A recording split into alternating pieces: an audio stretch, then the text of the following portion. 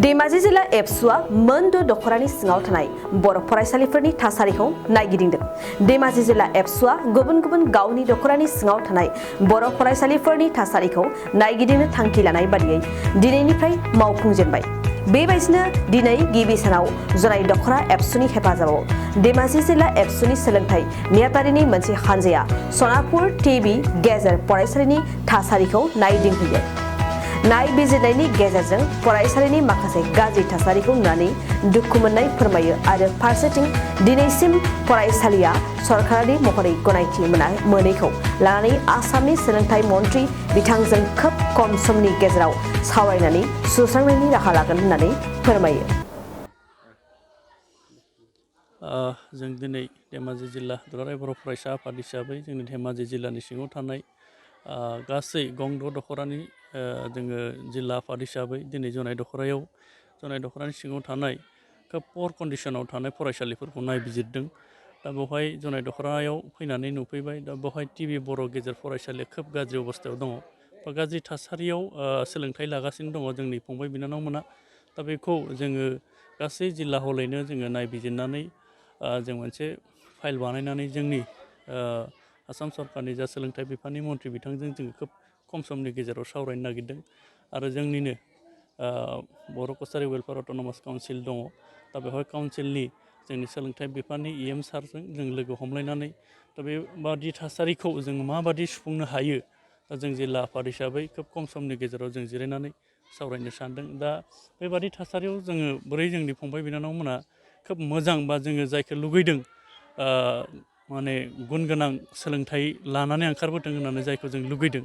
दा बेबादि थासारियाव जोंनि फंबाय बिनानावमोना खोब मोजाङै सोलोंथाइ लानो हादों होननानै जों सानाखै। दा बेवहाय जों जेसे हायो जोङो सरकारनिफ्राय मददखौ लुबैगोन। जों बेखौ जिल्ला आफाद हिसाबै खोब खम समनि गेजेराव सावरायनो नागिरदों आरो।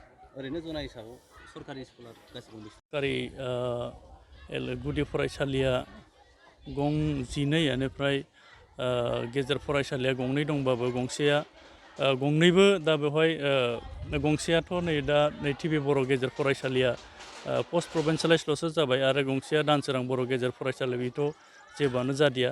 दा बेवहाय गोजौ फरायसालि हिसाबै जोंना UNB गोजौ फरायसालिया बेयो प्रभिन्सियेलाइज जाबाय। दा गासै ओमफ्राय UN एकाडेमि गंसे दङ दा जनाय आन्सलिकआव। दा गासै 16 गंजिद'खान गुदि गेजेर आरो गोजौ फरायसालि दङ। दा बेनिनो गंसे UN एकाडेमिबो दङ। दा खोब गासै फरायसालिफ्रा नायबिजिरनानै नुबाय दा माने इनफ्रास्ट्राक्चारफ्रा खोब मोजां नङा।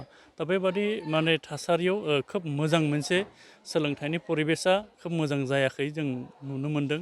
दा जेसे हायो सावरायलायनायनि गेजेरजों सरकारा बेसे मदद होयो। दा जोङो जोंनिफ्राय सरकारनिसिम खावलायनाय थागोन जेसे हायो सरकारा बेबादि इनफ्रास्ट्राक्चारफोरखौ एसे मोजां खालामना होनांगौ। दिनै नैबे फरायसालियाव फैनानै नुफैबाय ओरैनोथ' गाज्रिखा आरो थांनाय जिहेतु बारहुंखाजों माने बुख्लाब जानानै खोब गाज्रि थासारियाव सोलोंथाइ लाबाय थानायखौ नुदों बा क्लास खालामबाय थानायखौ नुदों आरो। दा बेबादि थासारिखौ नायना थाजाया। दा बेखौ जोङो सावरायनायनि गेजेरजों बोरै मा राहा लामा लानो हायो जों बेखौ बेब'स्था लानाय जाहैगोन आरो। बे फरायसालियाव जोंनि सनापुरनिल' नङा जोंनि बे फरायसालियाव दासिमहालागै माइदांस्रि सनापुर आरो रतनपुर LP स्कुलनिफ्राय बे फरायसालियाव फरायनो फैयो आरो गुबुन गुबुन जायगानिफ्रायबो साफा सानै गथ'आ दङ। दासिम थारिकसारि LP स्कुलनिफ्रायबो बाहाय फैदों आरो मेसाखि LP स्कुलनिफ्रायबो साथाम साब्रैसो गथ'फ्रा बाहाय फरायनानै दंफैयो।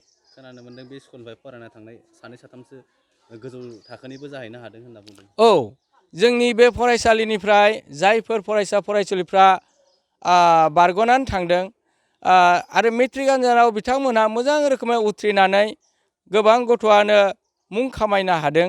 जों बेखौ गोग्गायै जों बुंनो हायो। मानोना जोंनि बे ओनसोलाव सोलोंथाइनि उसुबिदानि गेजेरजोंबाबो बिथांमोना मोजाङै फरायनानै जाफुंसारनो हानायाव